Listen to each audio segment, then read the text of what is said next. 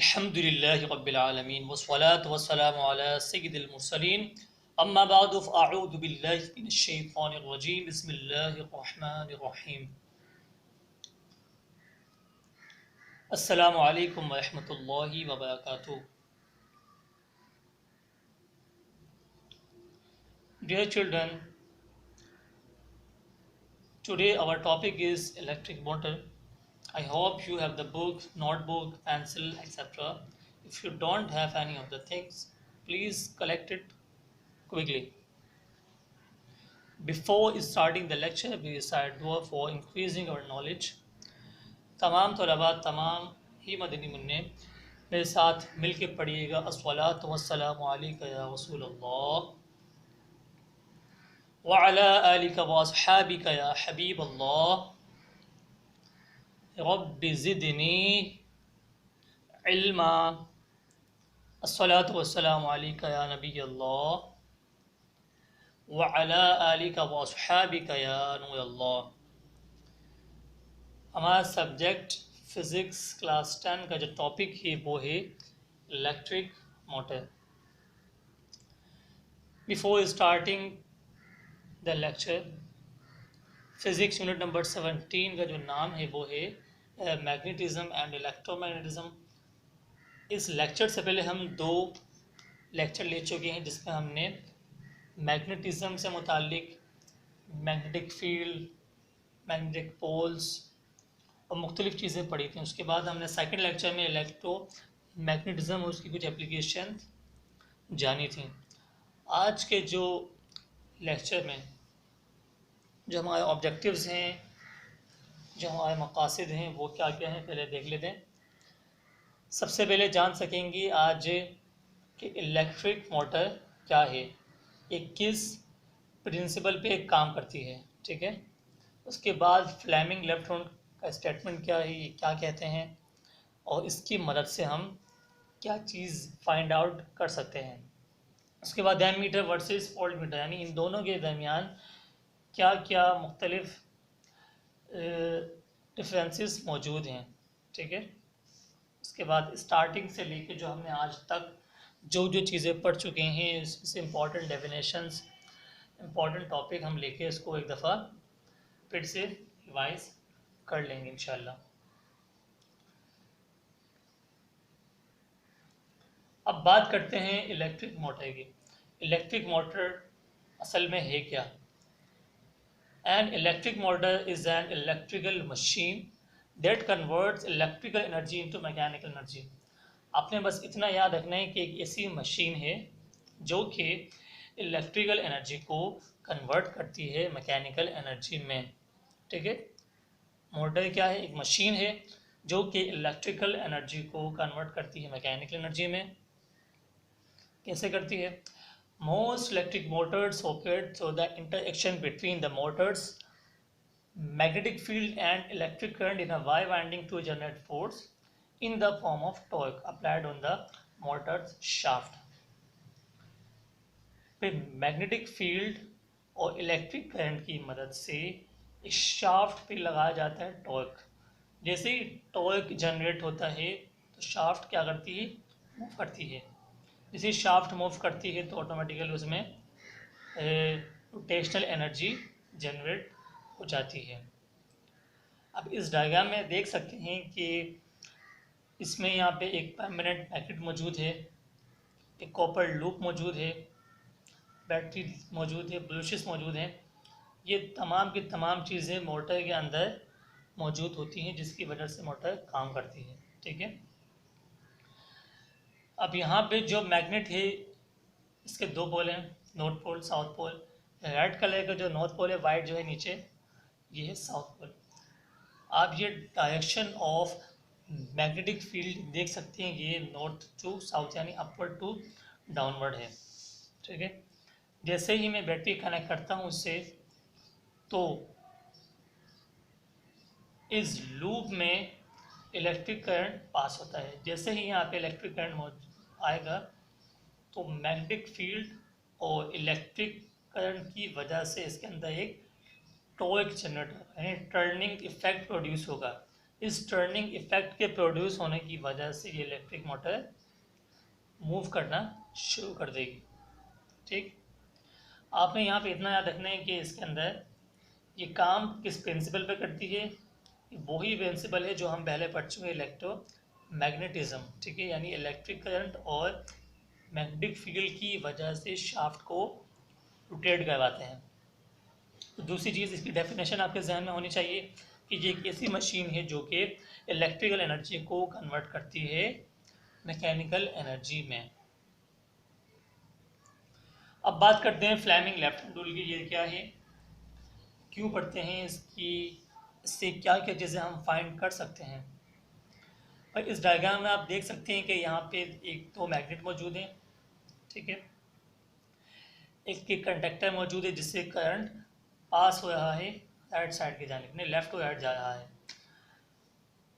अब मैंने अपना हाथ लेफ्ट हैंड, अगर पॉसिबल हो तो आप भी अपना लेफ्ट हैंड उठा लें और अपने लेफ्ट हैंड को डायग्राम के मुताबिक सेट कर लें। यानी आपकी जो उंगली है वो बिल्कुल सामने की जानिब हो, अंगूठा टॉप पे यानी ऊपर की जानिब हो, आसमान की तरफ हो, और जो आपकी मिडिल फिंगर है वो हो राइट साइड पे। ठीक है, अगर मैग्नेटिक फील्ड की डायरेक्शन आपकी फ्रंट की जानिब है, यानी फोर फिंगर की तरह है जैसे कि अकॉर्डिंग टू डायग्राम, तो ये जो आपका थंब है ये बताएगा कि ये डायरेक्शन ऑफ फोर्स है, यानी अपवर्ड फोर्स है। अगर ये कंडक्टर मूव करता है तो कहाँ जाएगा, ऊपर की तरफ नहीं जाएगा बल्कि ये एंटी क्लॉकवाइज जाएगा। ठीक है, यानी रोटेट करना शुरू करता है अगर ये कंडक्टर, तो एंटी क्लॉक यानी घड़ी की मुखालिफ सिर्फ रोटेट करना शुरू कर देगा। लेकिन अगर इस डायरेक्शन को अपोजिट कर दिया जाए, यानी नॉर्थ को मैं ले जाऊँ राइट साइड पे, साउथ को लेके आ जाऊँ लेफ्ट साइड पे, यानी इनके डायरेक्शन में तब्दील कर दूँ, चेंज कर दूँ, तो ऑटोमेटिकली ये जो डायरेक्शन ऑफ फोर्स है वो जाएगी डाउनवर्ड, यानी ये मूव करना शुरू कर देगा क्लॉकवाइज। ठीक है, जो आपकी मिडिल फिंगर है वो शो करती है डायरेक्शन ऑफ करंट को।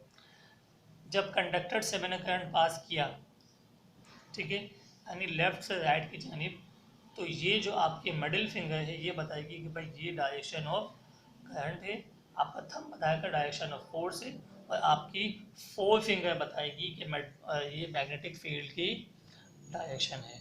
ठीक, स्टेटमेंट क्या है, फ्लेमिंग लेफ्ट हैंड कहता क्या है, if we stretch the thumb, the four finger and the middle finger of our left hand, अगर हम स्ट्रेच करते हैं अपने उल्टे हाथ के अंगूठे को, फोर फिंगर को और मिडिल फिंगर को, such that they are mutually perpendicular to each other, इस अंदाज से कि इन तीनों के दरमियान परपेंडिकुलर बन रहा हो, यानी इनके दरमियान 90 डिग्री का एंगल बन रहा हो।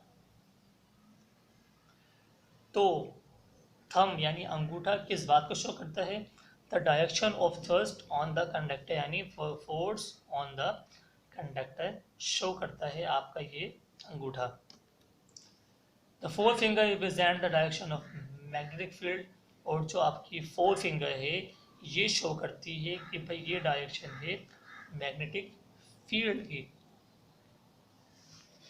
और जो सेंटर फिंगर है यानी मिडिल फिंगर है वो शो करती है डायरेक्शन ऑफ करंट को। ठीक है, आपने यहाँ पे स्टेटमेंट आपके जहन में होना चाहिए, पास दफ़ा स्टेटमेंट एग्जाम्स के अंदर पूछा जाता है कि भाई फ्लेमिंग लेफ्ट हैंड रूल का स्टेटमेंट लिखते हैं, 2 नंबर का या 3 नंबर का आता है, तो आपने लिखना है कि we stretch the thumb, if we stretch the thumb, the four finger and the middle finger of our left hand such that they are mutually perpendicular to each other, और आपने ये 3 पॉइंट्स लिखने हैं कि भाई थंब शो करता है force on the conductor को, फोर फिंगर शो करती है मैग्नेटिक फील्ड को, और मिडिल फिंगर शो करती है एक करंट की डायरेक्शन को। अब बात करते हैं एम मीटर वर्सेस वोल्टमीटर, इन दोनों के दरमियान में क्या डिफरेंसेस हैं। हम पहले पढ़ चुके हैं कि भाई एम मीटर इस्तेमाल होता है करंट की मेजरमेंट के लिए, जबकि वोल्ट मीटर इस्तेमाल होता है वोल्टेज की मेजरमेंट के लिए। ठीक है, छोटी सी वीडियो देख लेते हैं हम, उसको समझते हैं कि इसके अंदर क्या क्या इन दोनों के दरमियान में डिस्टिंक्शंस मौजूद हैं।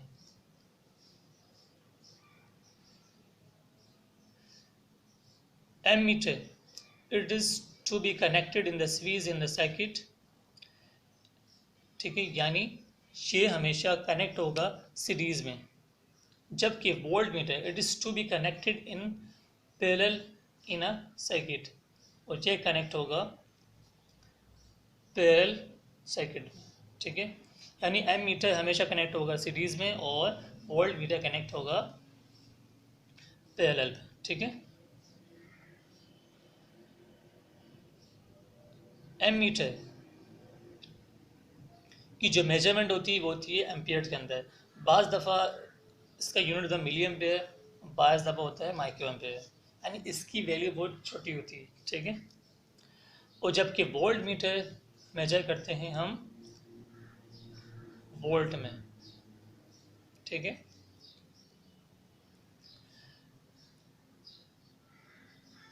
Symbolic representation of ammeter is A. Symbolic representation of voltmeter is V. इसका जो रेजिस्टेंस होता है वो लो होता है, एमीटर का वोल्टमीटर का रेजिस्टेंस हाई होती है। The resistance of an ideal ammeter is infinite, ठीक है। आपकी ये भी ध्यान में हो कि रेजिस्टेंस जो एमीटर की है वो होती है 0, जबकि जो वोल्ट मीटर की होती है वो होती है infinite. A moving coil galvanometer is converted into an ammeter by connecting a suitable low resistance in parallel to it.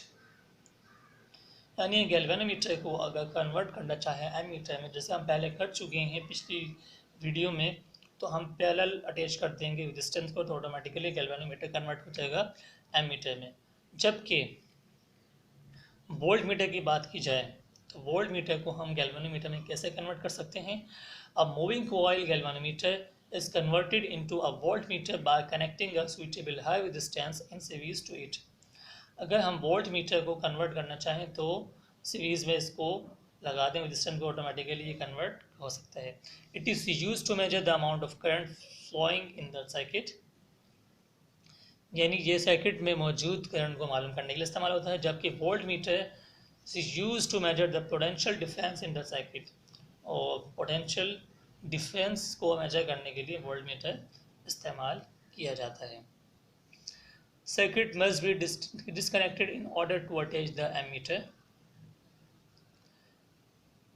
जब भी सर्किट के अंदर हमें एमीटर अटैच करना हो तो इस बात का ख्याल रखना है कि ये डिस्कनेक्ट हो, जबकि वोल्ट मीटर को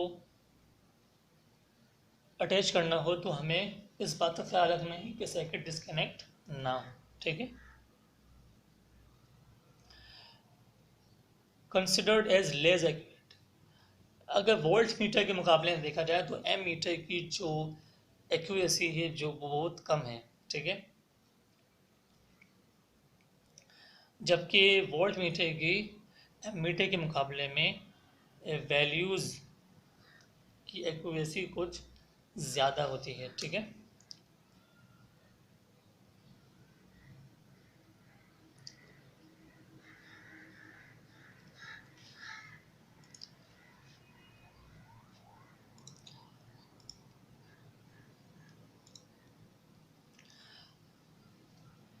अब बात कर लेते हैं हम ammeter versus voltmeter, तो हम पढ़ चुके हैं कि आपने ये ध्यान में रखना है कि वोल्ट मीटर और एम मीटर इन दोनों में जो डिफरेंसेस हैं वो आपके जहन में हों। अगर हो सके तो ये जो मैंने बताया आपको उसको एक दफ़ा लिख लें, ठीक है। कि हम पढ़ चुके तमाम चीज़ें। अब जो हमारा next ammeter voltmeter के बाद जो टॉपिक है हमें करना है अब रिवीजन, ठीक है। बट अब जो हम चीज़ें पढ़ चुके हैं अभी तक starting till and first video से लेके आज तक के वीडियो में हम जो चीज़ें पढ़ चुके हैं वो क्या क्या है। Magnetism electromagnetism, galvanometer, ammeter, voltmeter और इलेक्ट्रिक मोटर। एक दफ़ा इसको रिवाइज कर लेते ताकि उसके बाद आप इसे टेस्ट ले सकें। भाई मैग्नेटिज्म फिजिक्स की एक ब्रांच, ठीक है, एक ऐसी फोर्स है जो कि अट्रैक्ट भी करती है और रिपेल भी करती है। In physics magnetism is a force that can attract और रिपेल ऑब्जेक्ट्स।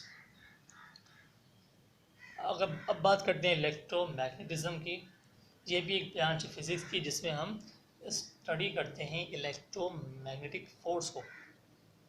गैल्वेनोमीटर क्या है?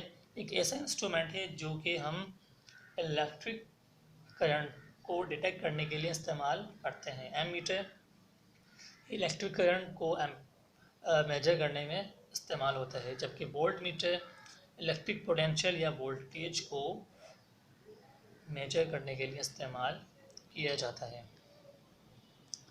और इलेक्ट्रिक मोटर में पढ़ चुके एक ऐसी मशीन है, एक ऐसी डिवाइस है जो कि इलेक्ट्रिकल एनर्जी को कन्वर्ट करती है मैकेनिकल एनर्जी में। सही भाई, मैंने पहले बात की थी आपसे, पूरी दुनिया एक्ट करती है, अमल करती है एज अ मैग्नेट, ठीक है। तो ये मैग्नेट और मैग्नेटिज्म और इलेक्ट्रोमैग्नेटिज्म कहाँ का इस्तेमाल होता है उसकी कुछ एग्जांपल्स देख लेते हैं पहले। भाई आपके हेडफोन्स जो आपने लगाए हुए हैं अभी या नहीं भी लगाए हुए, जो स्पीकर्स मौजूद हैं आपके, उसके अंदर भी इलेक्ट्रोमैग्नेटिज्म का प्रिंसिपल मौजूद है, ठीक है।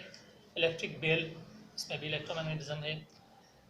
एलिवेटेड फैन की बात कर लें तो इसके अंदर भी इलेक्ट्रोमैग्नेटिज्म मौजूद है। आपने लोग देखा होगा अक्सर आपके कबर्ड्स के अंदर या फिर ट्रॉली के अंदर मौजूद होते हैं, इसके अंदर भी जो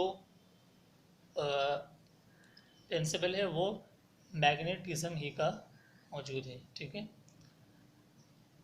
बाज़ दफ़ा देखा होगा लिफ्ट करवाने के लिए, किसी भी चीज़ को एलिवेट करने के लिए या किसी भी चीज़ को अब उठाने के लिए, एलिवेट करने के लिए हम यही प्रिंसिपल इस्तेमाल करते हैं जिसे हम इलेक्ट्रो मैग्नेट का नाम देते हैं, ठीक है।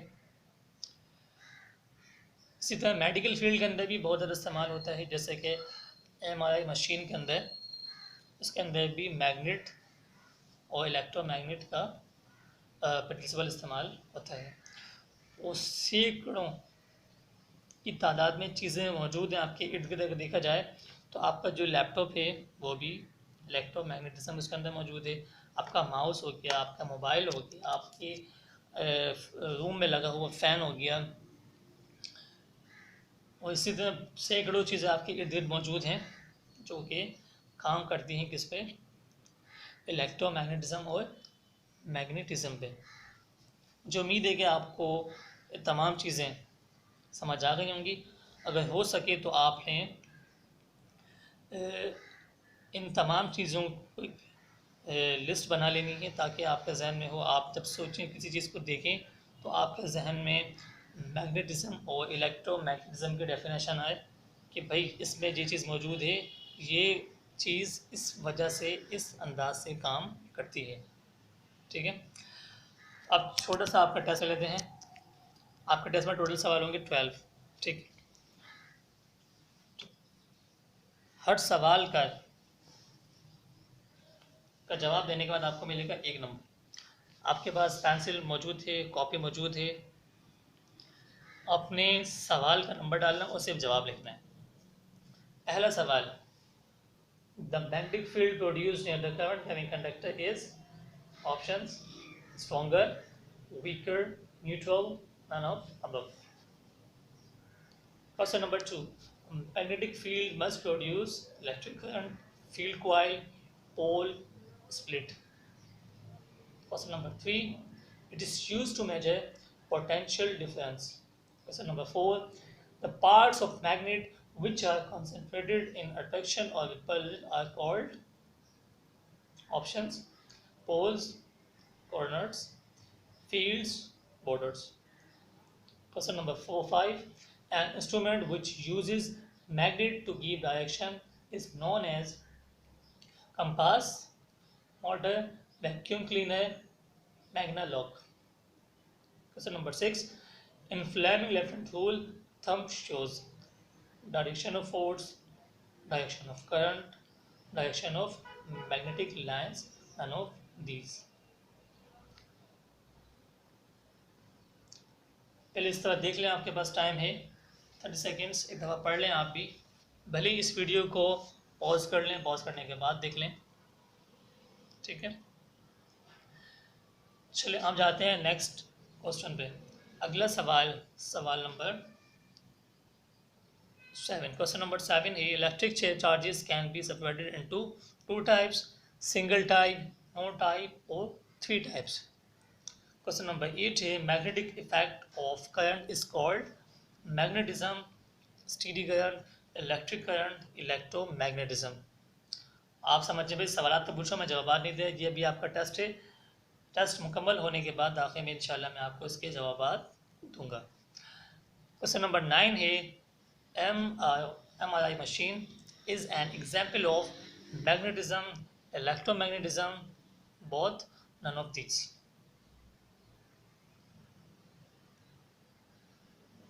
Question number 10.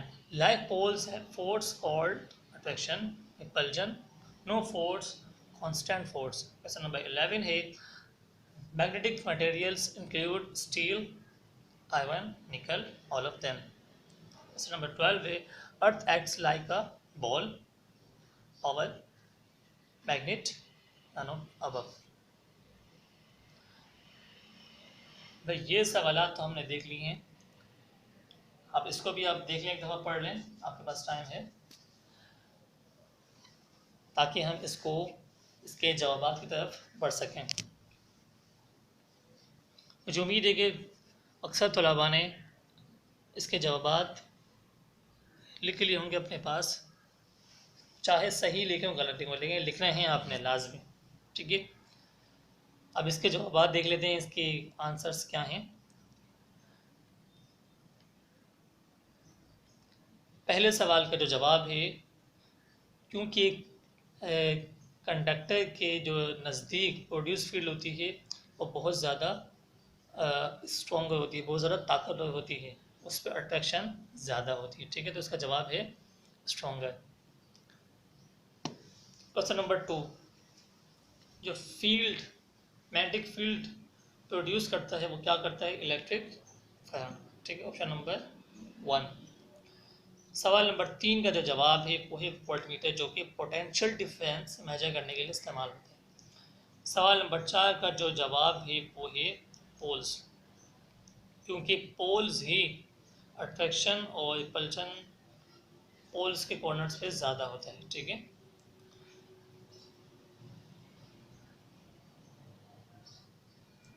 An instrument which uses magnet to give direction is known as compass, यानी मैग्नेट की जो डायरेक्शन हमें बताता है वो क्या बताता है, कंपास बताता है।